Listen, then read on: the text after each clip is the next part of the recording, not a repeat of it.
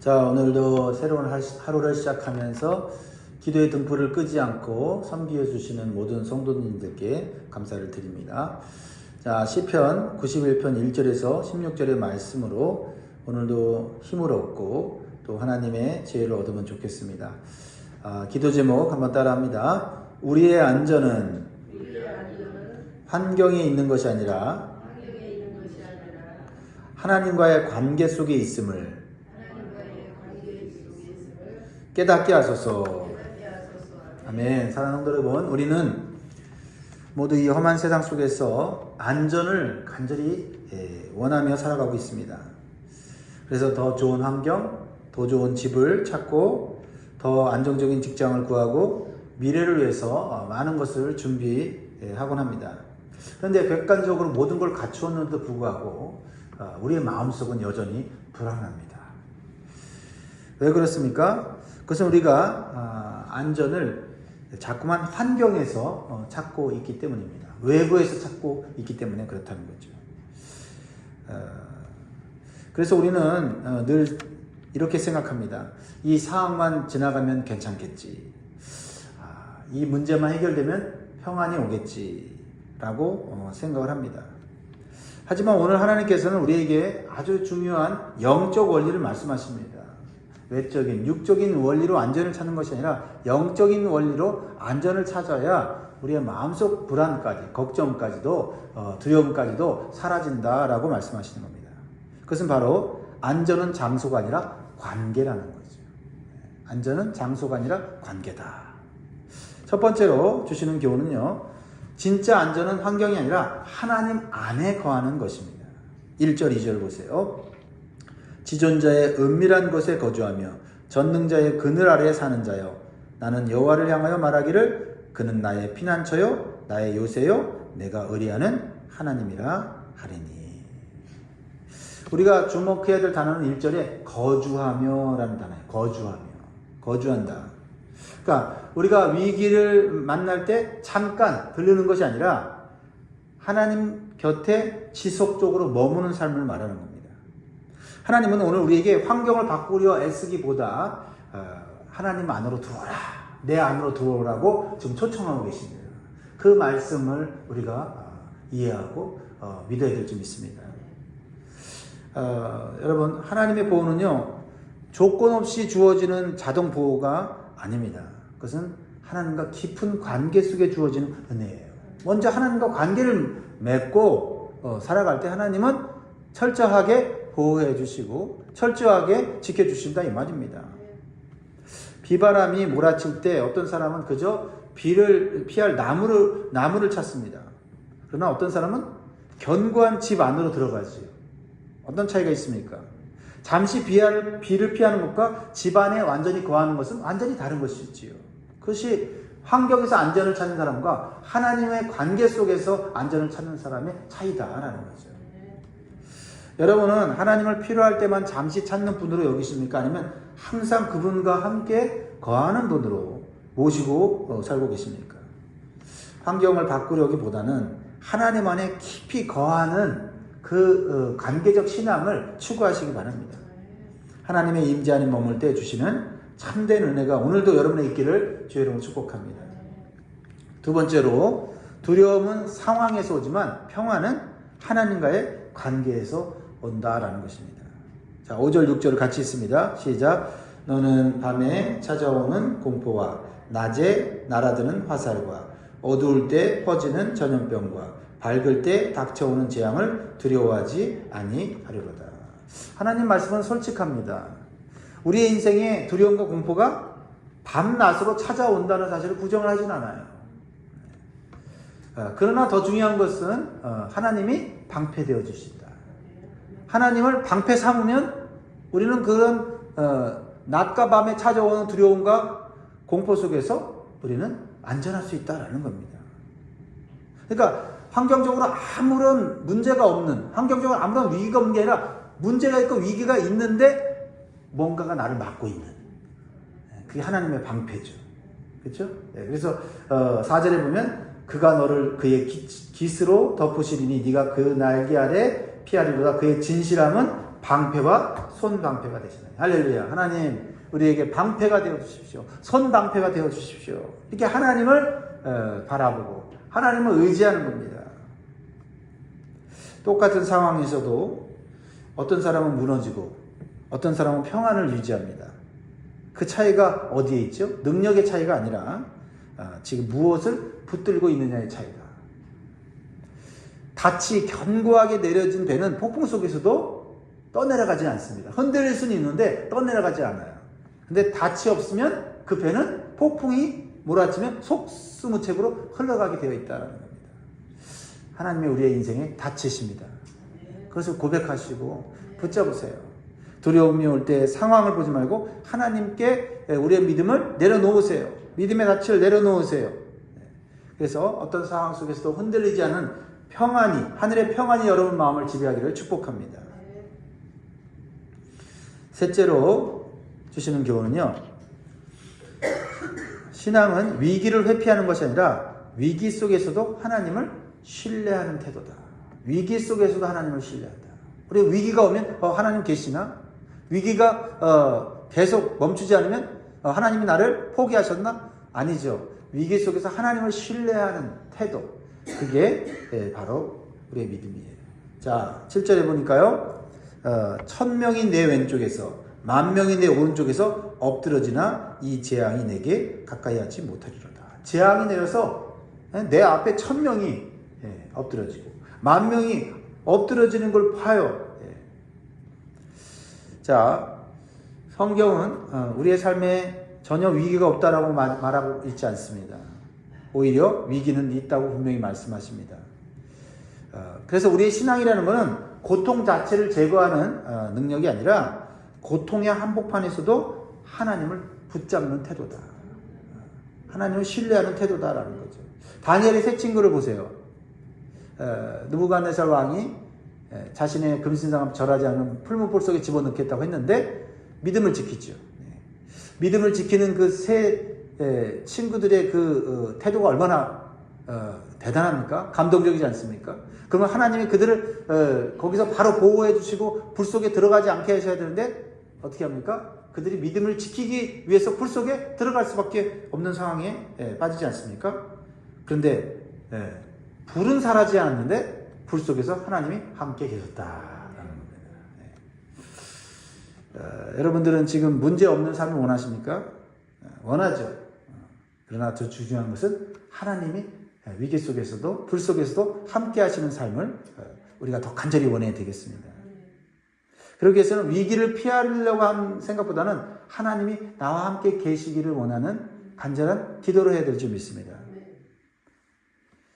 자, 우리가 하나님을 신뢰할 때 하나님은 막연하게 도와주시는 분이 아닙니다. 아주 구체적으로 실제적으로 역사하시는 하나님인데, 먼저 하나님은 상황을 판단할 수 있는 영적 분별을 요구주세요. 그래서 내가 죄를 짓지 않도록, 우상에 빠지지 않도록 하시죠. 자, 8절을 보세요. 8절 같이 있습니다. 오직 너는 똑똑히 보리니 악인들의 보응을 네가 보리로다. 하나님을 신뢰한 자는 단순히 보호만 받는 것이 아니라 결과를 보는 눈을 갖게 하신다. 그렇죠? 왜 우리가 악인들과 함께 죄를 짓고 넘어집니까? 그 악인들이 형통하니까 악인들의 삶을 본받고 싶은 거예요. 따라가고 싶은 거예요. 근데 악인들의 결말을 보면 어떻게 돼요? 야, 저거 눈에만 보기 좋지 저 마지막은 비참함이야. 이러면 안 따라간다 이 말입니다. 그러니까 하나님을 신뢰하는 자는 단순히 보호만 받는 게 아니라 결과를, 종말을 볼 수 있는 눈을 갖게 된다. 그러니까 하나님의 관점에서 상황을 살펴볼 수 있는, 파악할 수 있는 분별력, 이게 중요한 거 아닙니까? 세상은 흔들리고 악인은 형통해 보이고 의인은 손해보는 것처럼 보일 때 하나님은 그들의 결말을 보는 눈을 주신다라는 겁니다.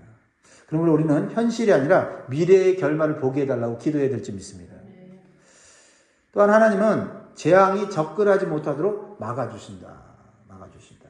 우리 아까 4절에도 하나님이 방패가 되어주신다고 말했죠. 자, 이 말씀에도 보면 10절 보세요. 화가 내게 미치지 못하며 재앙이 내 장막에 가까이 오지 못하리니. 있긴 있어요. 내 장막 앞에, 내 삶 앞에 재앙이 있어요. 그런데 들어오지는 못해. 할렐루야. 하나님은 문제가 터진 후에만 일하시는 분이 아니고 문제가 접근하지 못하도록 아예 막아주시는 분이시다는 거죠. 우리는 사고가 난 후에 어떤 그 문제를 잘 처리해달라고 우리가 기도할 때도 있지만 하나님은 그 사고 자체를 막으시는 분이다. 그러니까 사실 우리가 전혀 알지 못했던 보호가 얼마나 많았습니까? 인생을 지나고 보면 사실 하나님이 나도 모르게 막아준 일이 너무 많아요. 몰라서 그런 거예요. 지금도 몰라요. 막아주니까 기도하러 오고 예배하러 오고 봉사하러 오는 거 아니에요. 보이는 은혜만 은혜가 아닙니다. 보이지 않는 보호가 더 큰 은혜인 거죠. 그거를 이제 하나님 구체적으로 11절에 천사를 통해서 역사하시는 것을 말씀하시잖아요. 11절 12절 같이 읽습니다. 시작. 그가 너를 위하여 그의 천사들을 명령하사 네 모든 길에서 너를 지키게 하십니다. 그들이 그들의 손으로 너를 붙들어 발이 돌에 부딪히지 아니하게 하려다. 천사를 말씀하시는 이유가 뭐예요? 천사는 보이지 않는 영적 존재 아닙니까? 보이지 않는 영적인 세계에서 우리를 지금 보호하고 계시다 이 말이에요. 역사하고 계시다는 겁니다. 이 말씀은 어제 많이 들었던 말씀이죠. 마귀가 예수님을 시험할 때 성전 꼭대기에 데려가서 너 뛰어내리라. 그러면 하나님이 네 발이 돌에 부딪히지 않게 하겠다 하면서 이 말씀을 시험하도록 그렇게 유혹했지 않습니까? 자, 이 말씀은 하나님을 시험하라는 말씀이 아니라 하나님은 우리가 위험 당하기 전에 이미 천사들을 통해서 우리를 보호하고 계시다. 구원받은 성도, 하나님의 자녀들을 보호하고 계시다는 것을 말씀하고 있는 것입니다. 믿으시기 바랍니다. 더 중요한 것은 무엇입니까? 하나님께서는 우리를 두렵게 하고 우리를 넘어뜨리는 악한 원수들을 승리케 하신다. 승리케 하신다. 우리로 하여금 승리를 맛보게 하신다라는 거죠. 13절 네가 사자와 독사를 밟으며 젊은 사자와 뱀을 발로 누리로다. 여러분 우리가 우리의 삶 가운데 찾아오는 이 사자와 독사는 무엇입니까? 고대 근동에서 사자와 독사는 가장 강력한 대적을 의미하는 거예요. 그럼 우리 믿는 자들의 가장 강력한 대적은 뭐예요? 그것은 원수 마귀 아닙니까? 그렇죠? 우리가 하나님 안에 피하고 하나님 앞에 거하는 자가 되면 하나님은 단순히 피하게 하시는 것이 아니라 원수를 발로 밟고 이기게 하시는 줄 믿습니다. 이것은 궁극적으로 예수 그리스도 안에서 이루어진 승리입니다. 예수님이 이미 마귀를 밟고 승리하셨어요. 그래서 예수님 믿고 따라가는 자에게는 같은 승리를 주신다 이 말이에요. 그렇습니다. 사랑하는 성도 여러분, 하나님을 신뢰하는 자에게 주시는 은혜는 구체적이에요. 우리가 그것을 볼 수 있기를 원합니다. 악인의 결말을 보게 하시고 재앙을 막아주시고 보이지 않게 지키시고 결국 승리케 하신 그 하나님을 오늘도 붙잡고 신뢰하십시오. 마지막으로 우리에게 주시는 교훈은요. 하나님을 사랑하는 자에게 주시는 하나님의 구원, 하나님의 축복을 말씀하고 있어요. 자, 14절부터 16절을 보면요. 이제 시인의 고백을 넘어서 하나님이 직접 말씀하시는 내용으로 나와요. 하나님이 이르시되 이렇게 나오죠. 17절에. 하나님이 이르시되, 이제 하나님이 직접 말씀하셔요. 그가 나를 사랑한 즉 내가 그를 건지리라. 그가 내 이름을 한 즉 내가 그를 높이리라. 여러분, 우리 신앙에 있어서 하나님을 믿는다는 것, 그 믿는다는 것에 가장 최고봉은 뭐냐면 하나님 사랑하는 거예요. 하나님 의지하고 신뢰하고 하나님의 도움을 받고 하나님 이런 수준을 뛰어넘어서 하나님을 사랑하는 거죠. 사랑하게 되면 어떻게 해요? 모든 걸 다 드리게 되고 모든 걸 다 맡기게 되고 그죠? 또 모든 것을 하나님 앞에 올려드리게 돼 있지 않습니까? 그러면 하나님이 그 사람은 어떻게 해요? 어떤 상황 가운데서도 구원하신다는 겁니다. 하나님 사랑하십니까? 아멘. 사랑하게 해달라고, 더 사랑하게 해달라고 기도하시기 바라요. 15절 16절 보세요. 어떤 축복을 줍니까? 그가 내게 간구하리니 내가 그에게 응답하리라. 그들이 환난당할 때 내가 그와 함께하여 그를 건지고 영화롭게 하리라. 하나님 사랑하면 하나님 사랑하는 그 믿음 가짐은요 항상 우리의 인생은요, 16절 보세요. 내가 그를 장수하게 함으로 그를 만족하게 하며 나의 구원을 그에게 보이려 하시도다. 그러니까 하나님은 어쩔 때는 사랑하고 어쩔 때는 나를 사랑하고 왔다 갔다 하면 하나님 보호도 왔다 갔다 하는 거예요. 하나님을 사랑한다는 거는 전적으로 그냥 나를 맡기는 거죠. 하나님만 붙잡는 거예요. 여기서 사랑한다는 단어들이 이게 그 단어들이 조금 내용들이 다른데 여기서 사랑한다는 말은 히브리어로 하샤크인데 매달리다, 놓지 않다. 그러니까 어떤 사랑인지 알겠죠? 하나님 없으면 안 돼요. 나 하나님만 사랑하고 막 매달리는 거, 매달리는 거. 매달려 아이들이 부모님한테 매달려 갖고 대롱대롱 매달려 있어서 온전히 의지하는 것처럼 말이죠. 그렇게 사랑하는 거예요. 여차하면 하나님 사랑하고 여차하면 세상으로 나가고 이런 게 아니고 완전히 매달려 있는 거예요. 딱 달라붙어 있는 거죠. 껌딱지라는 말 들어봐요. 껌딱지. 하나님을 사랑한다는 것은 단순히 입술의 고백이 아니에요. 의지하는 다른 것을 내려놓고 하나님을 매달리듯이 붙잡는 겁니다.